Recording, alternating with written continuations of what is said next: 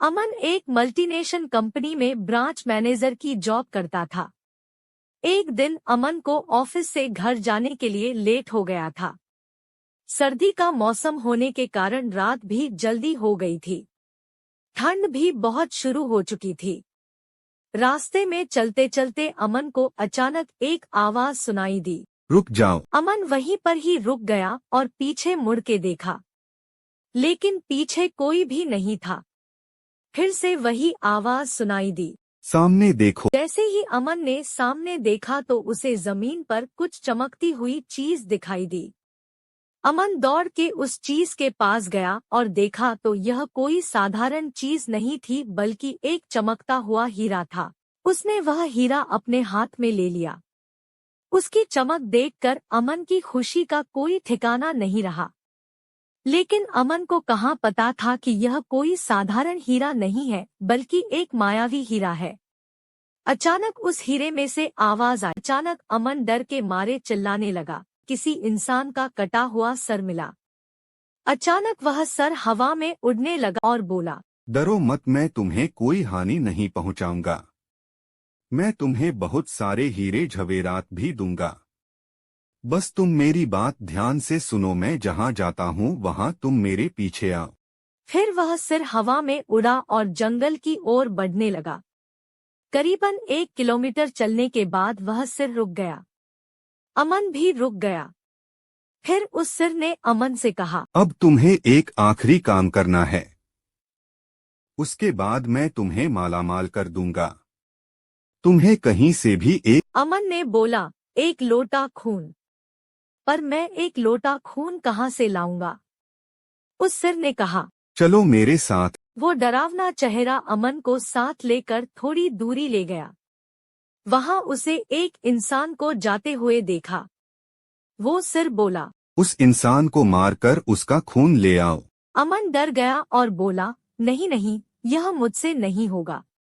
मैं यह नहीं कर सकता। वो सिर बोला, अगर तुमने यह काम नहीं किया तो मैं तुझे बहुत बड़ी मुसीबत में डाल दूंगा। अमन ने कहा, मुझे माफ कर दो। अगर मैंने उसे मारा तो मुझे पुलिस गिरफ्तार कर लेगी। अगर तुम मेरा यह काम नहीं करोगे तो मैं तुम्हारे पूरे परिवार को मौत के घाट उतार दूंगा। अमन ने मजबूरी में आकर उस आदमी को मार डाला और उसका खून लेकर उस सिर के पास ले गया। वो सिर खून को देखकर बहुत खुश हुआ और बोला, यह खून मेरे शरीर पे डाल दे। अमन ने खून को उसके शरीर पे डाल दिया। फिर कुछ ही देर में वो कटा हुआ सिर उस शरीर से जुड़ गया। यह सब देखकर अमन की हालत अब खराब होने लगी। वो उस भूत को देखकर काफी डर गया। जैसे ही वो भूत जिंदा हुआ तो जोर जोर से हंसने लगा और डरावनी आवाज में बोला, तुमने बहुत बड़ी गलती कर दी कि तुमने मुझे फिर से जिंदा कर दिया।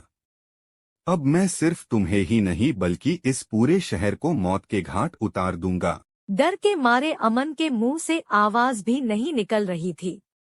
वो अपनी जान बचाने के लिए वहां से दौड़ा, लेकिन उस भूत ने और बोला, मुझे बहुत भूख लगी है, अब मैं तुम्हारा मांस खाऊंगा।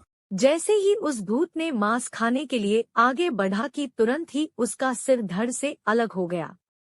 मयंक समझ नहीं पाया कि आखिर यह चमत्कार कैसे हुआ। जब अमन ने पीछे मुड़कर देखा तो एक अघोरी बाबा खड़े थे।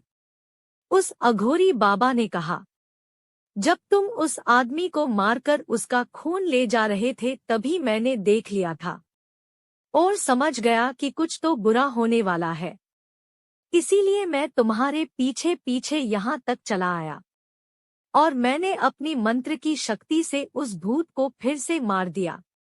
अब तुम निश्चित होकर अपने घर जाओ। अब तुम पर कोई खतरा नहीं है।